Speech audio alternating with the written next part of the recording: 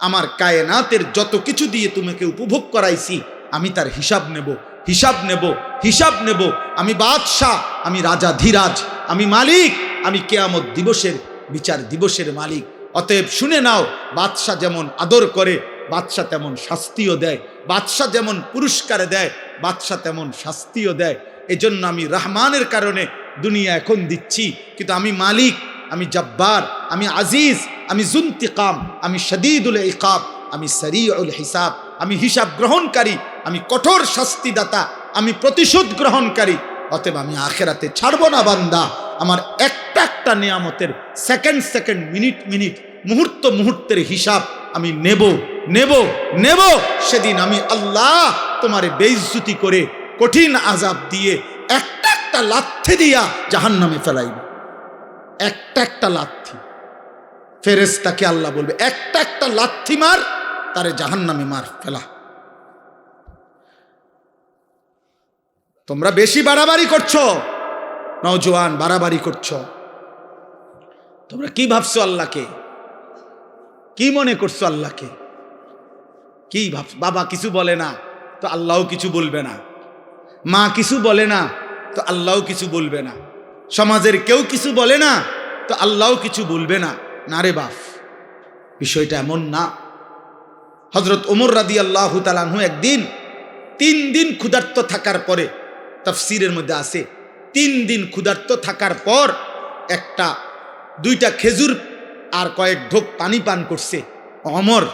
তখন আল্লাহর নবী তখন দেখছে, নবীজি বলেন, ওয়াল্লাহি লা তুসআলু আন হাযান নাঈম।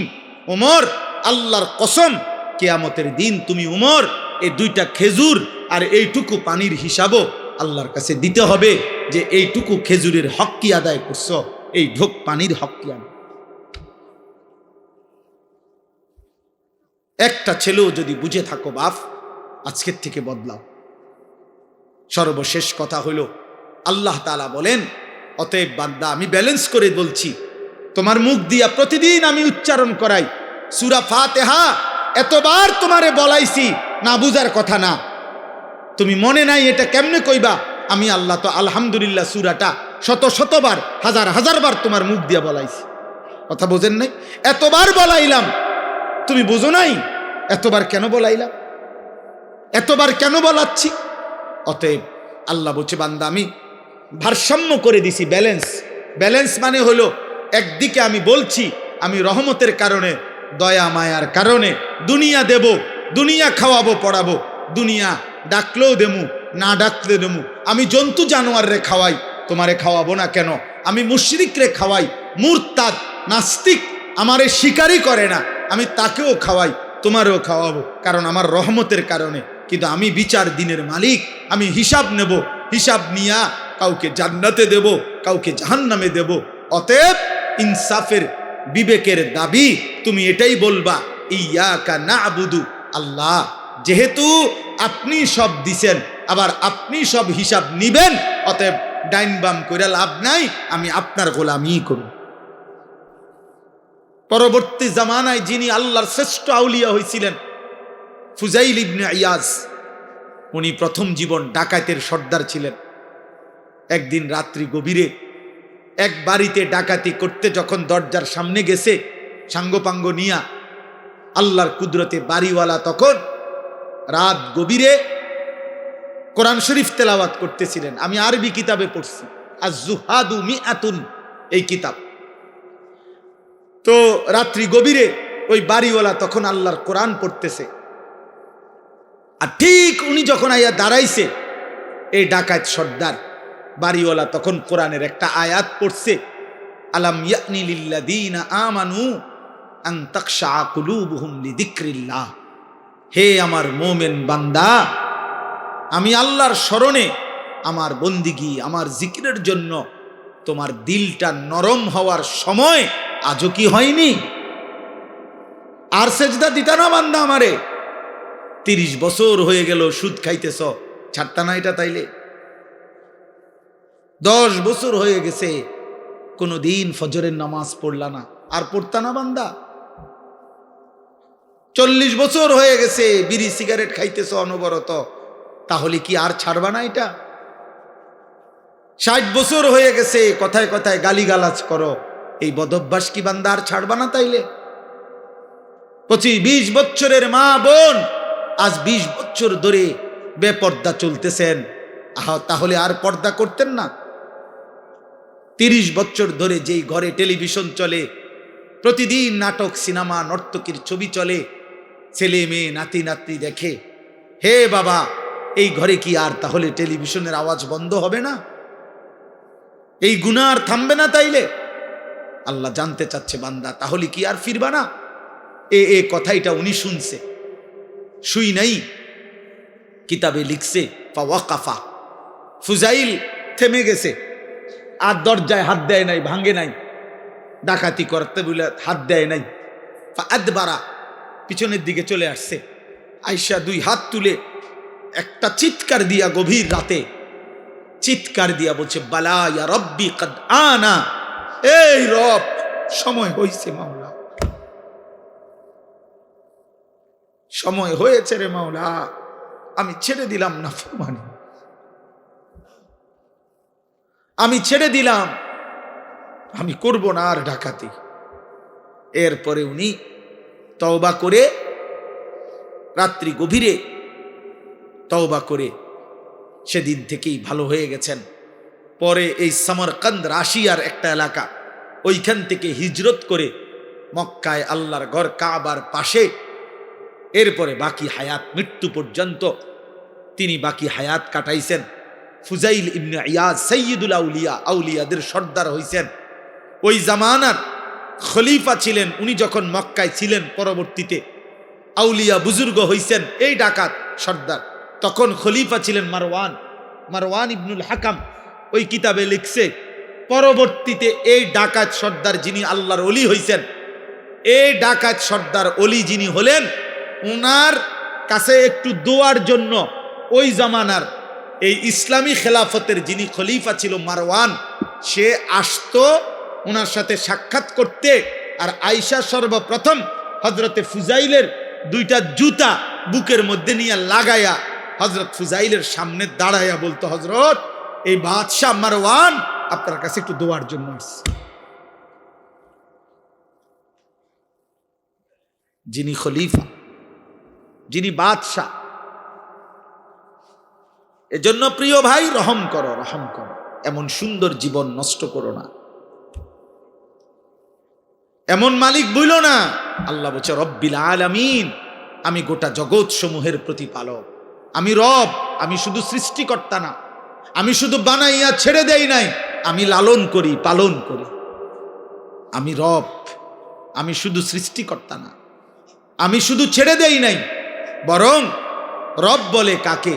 তাফসীরের মধ্যে আছে, তাবলীগু শাইই ইলা কামালিহি শাইআন ফাশাইআন, অনস্তিত্ব থেকে কোনো জিনিসকে অস্তিত্বে এনে প্রতি সেকেন্ড, প্রতি মুহূর্তে পূর্ণতার শেষ পর্যন্ত, চূড়ান্ত পর্যায় পর্যন্ত যিনি তার সকল প্রয়োজন, সব অবস্থায়, সে বলুক বা না বলুক, জানুক বা না জানুক, যিনি তার সব প্রয়োজন প্রতি সেকেন্ডে পূরণ করছেন, তাকে বলে রব। আর এটা শুধুই আল্লাহ। আমরা এই পৃথিবীতে ছিলাম না, আমাদেরকে এই পৃথিবীর অস্তিত্বে এনেছেন কে? আনার পরে আল্লাহ আমাদের লালন পালনের দায়িত্ব নিছেন কোন বছর থেকে? 4 বছর বয়স থেকে, কথা বলে না। আবার দায়িত্ব ছেড়ে দিবেন কোন বছর? 40 বছর পর না, প্রথম অস্তিত্বের প্রথম সেকেন্ড, সেদিনও তিনি রব। আমার মৃত্যুর শেষ সেকেন্ড, সেদিনও তিনি আমার। আল্লাহ বলে, বান্দা তুমি বলো কিংবা না বলো, তোমার বাপ অভিমান করতে পারে, তোমার মা কখনো রাগ করতে পারে, আমি মালিক তোমারে ছেড়ে দেব না। তোমার যা দরকার, তুমি আমারে ডাকো বা না ডাকো, সেজদা দাও বা না দাও, ঈমান আনো আর কুফরি করো, গোলামি করো আর নাফরমানি করো, আমি তোমাকে দিয়েই যাব, আমি তোমাকে খাওয়াইয়েই যাব, আমি তোমাকে পান করাইয়েই যাব। আমার আসমান থাকবে, আমার জমিন থাকবে, আমার সূর্য উঠবে, আমার চাঁদ উঠবে, আমার রোদ আসবে, আমার বৃষ্টি আসবে, আমার রাত আসবে, আমার দিন আসবে, আমার সৃষ্টি জগৎ, আমি খাবারের ব্যবস্থা করব, আমি রিজিকের ব্যবস্থা করব, আমি সব ইন্তজাম করে, আমি না রব, আমি তোমারে রাখবো, লালন করব, পালন করব। কেন?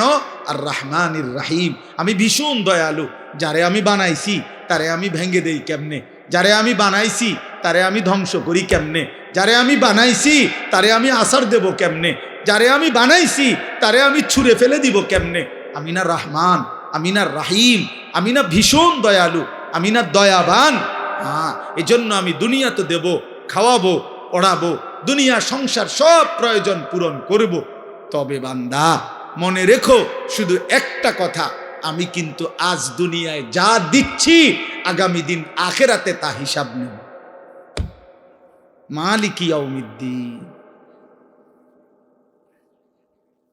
তুমি যেটা বুঝছো এটা না বান্দা, তুমি মনে করছো যেই রঙে ভাত খাও। আমার এক পরিচিত জন, আমার একজন পরিচিত বাচ্চা বয়সী, তো তার মা আপনার 20 টাকার নতুন 100টা না কয়টা 50টা নোট রাখছে আর কি একটা বইয়ের ভিতরে, বুড়ি এমনি রাইখা দিছে ঘরে, উনি নতুন নোট মানে এ বুড়িরই ফুত আপনার হে 2 দিন পর পর এন থেকে একটা নোট নিয়ে খরচ করে। তো একদিন মায় টের পাইছে কিরে টাকা দি নাই, তো সন্দেহ করতে করতে ওনার ছেলেরা যখন ভালো করে ধরছে, কহ এটা আমি তো নিছি। কয় তো তুমি নিছো কেমনে নিল? কয় 2 দিন পর পর একটা নিছি। আমার শুনাইছে আর কি ঘটনা। তো বললো যে তো তুমি এগুলা নিলে কেমনে? কয় আমি তো একবার নিলাম, 2বার নিলাম, আমনে কিচ্ছু কর না, কেউ কিছু কয় না, এই জন্য না নিছি। আজ আমরা ভাবছি এটা যে আমি প্রতিদিন নাফরমানি করছি, একটা সেজদাও দেই না, একটা গোলামিও করি না, আল্লাহর একটা হুকুমও মানি না। ওমা আল্লাহ দে কি সুন্দর আমারে খাওয়াইতে আছে, ঘুম পাড়াইতে আছে, বিল্ডিং দিতে আছে, বউ দিছে, বাচ্চা দিছে, জিফুত দিছে, সংসার দিছে, তামসা করতে আসি, ফুর্তি করতে আসি, মজা মারতে আসি, কোনো অসুবিধা নাই। ব্যাপারটা কি? আল্লাহ বলেন হ্যাঁ বান্দা, ব্যাপারটা হলো এই মালিকি ইয়াউমিদ্দিন, হিসাবের জন্য তো আজকের দিন না, হিসাবের জন্য তো আখেরাত। আলাদা দিন রাখছি তো আমি আজ যা দিয়েছি সেদিন আখেরাতে নিয়ে আমার একটা নিঃশ্বাসের হিসাব আমি আল্লাহ নেব। আমার এক লোকমা খাবার, আমি এক ঢোক পানি, আমার চোখের পলক, আমার কায়নাতের যত কিছু দিয়ে তোমাকে উপভোগ করাইছি, আমি তার হিসাব নেব। আমি বাদশাহ, আমি রাজা ধীরাজ, আমি মালিক, আমি কিয়ামত দিবসের বিচার দিবসের মালিক। অতএব শুনে নাও, বাদশাহ যেমন আদর করে বাদশাহ তেমন শাস্তিও দেয়, বাদশাহ যেমন পুরস্কার দেয় বাদশাহ তেমন শাস্তিও দেয়। এজন্য আমি রহমানের কারণে দুনিয়া এখন দিচ্ছি, কিন্তু আমি মালিক, আমি জব্বার, আমি আজিজ, আমি জুন্তিকাম, আমি শদীদুল ইকাব, আমি সরিউল হিসাব, আমি হিসাব গ্রহণকারী, আমি কঠোর শাস্তিদাতা, আমি প্রতিশোধ গ্রহণকারী। অতএব আমি আখেরাতে ছাড়ব না বান্দা। আমার একটা নিয়ামতের সেকেন্ড, মিনিট, মুহূর্তের হিসাব আমি নেব। সেদিন আমি আল্লাহ তোমারে বেইজ্জতি করে কঠিন আযাব দিয়ে একটা লাথি দিয়া জাহান্নামে ফেলাইব। একটা লাথি, ফেরেশতাকে আল্লাহ বলবে একটা লাথি মার, তারে জাহান্নামে মার ফেলা। তোমরা বেশি বাড়াবাড়ি করছো, নওজোয়ান বাড়াবাড়ি করছো। তোমরা কি ভাবছো আল্লাহকে? কি মনে করছো আল্লাহকে? কি ভাবছো? বাবা কিছু বলে না তো আল্লাহও কিছু বলবে না, মা কিছু বলে না তো আল্লাহও কিছু বলবে না, সমাজের কেউ কিছু বলে না তো আল্লাহও কিছু বলবে না। না রে বাপ, বিষয়টা এমন না। হযরত ওমর রাদিয়াল্লাহু তাআলা আনহু একদিন 3 দিন ক্ষুধার্ত থাকার পরে, তাফসীরের মধ্যে আছে 3 দিন ক্ষুধার্ত থাকার পর 2টা খেজুর আর কয়েক ঢোক পানি পান করছে ওমর। তখন আল্লাহর নবী তখন দেখছে, নবীজি বলেন ওয়াল্লাহি লা তুসআলু আন হাযান নাঈম। ওমর, আল্লাহর কসম, কিয়ামতের দিন তুমি ওমর এই 2টা খেজুর আর এইটুকু পানির হিসাবও আল্লাহর কাছে দিতে হবে, যে এইটুকু খেজুরের হক কি আদায় করছো, এই ঢোক পানির হক কি আদায়। একটা ছেলেও যদি বুঝে থাকো বাপ, আজকের থেকে বদলাও। সর্বশেষ কথা হলো, আল্লাহ তাআলা বলেন অতএব বান্দা আমি ব্যালেন্স করে বলছি, তোমার মুখ দিয়া প্রতিদিন আমি উচ্চারণ করাই সূরা ফাতিহা। এতবার তোমারে বলাইছি, না বুঝার কথা না, তুমি মনে নাই এটা কেমনে কইবা? আমি আল্লাহ তো আলহামদুলিল্লাহ সূরাটা শতবার, হাজার বার তোমার মুখ দিয়া বলাইছি। কথা বোঝেন নাই? এতবার বলাইলাম, তুমি বুঝো নাই? এতবার কেন বলাইলাম? এতবার কেন বলাচ্ছি? অতএব আল্লাহ বলছে, বান্দা আমি ভারসাম্য করে দিছি, ব্যালেন্স।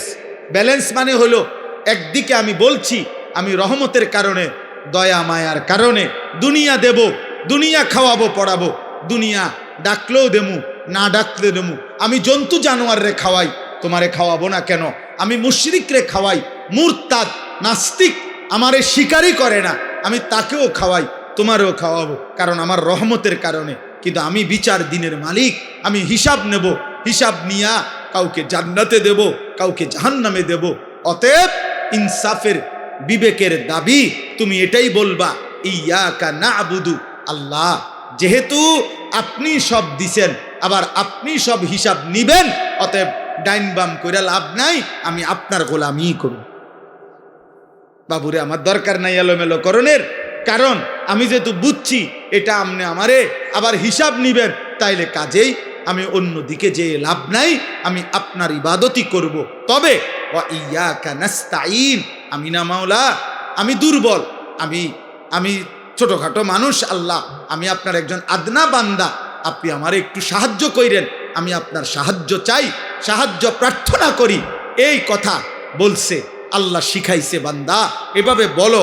আর আল্লাহ ওয়াদা দিছে, ওয়ালি আবদি মা সাআলা, সূরা ফাতিহার তাফসীরের মধ্যে আছে, আল্লাহ বারবার বলে, বান্দা তুমি যা চাইবে সূরা ফাতিহার মধ্যে দিল থেকে চাইলে আমি তাই তোমাকে দেব, তাই দেব, তাই দেব। অতএব হুজুর এখন দোয়া করবেন ইনশাআল্লাহ, কথা বলবেন, দোয়া করবেন। বাবা নওজোয়ান ভাই উঠো না, দয়া করে উঠো না, দোয়ায় শামিল হও। এক আল্লাহওয়ালা এক বুজুর্গের কাছ থেকে দোয়া নাও।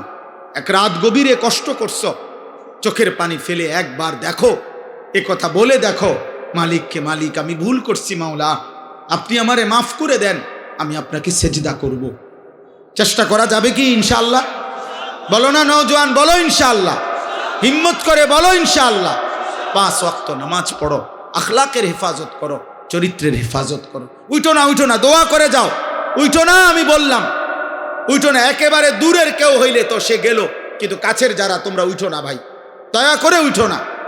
হযরত দেরি করবে না, অনেক রাত হইছে। অতএব জি প্রত্যেকেই মেহেরবানি করে আমরা দোয়ায় শামিল হই, একসাথে দোয়া করে এরপরে আমরা যাব। আমিও আছি, সবাই আমরা বসি। আল্লাহ তৌফিক দান করেন, আল্লাহ কবুল করেন। সুবহান।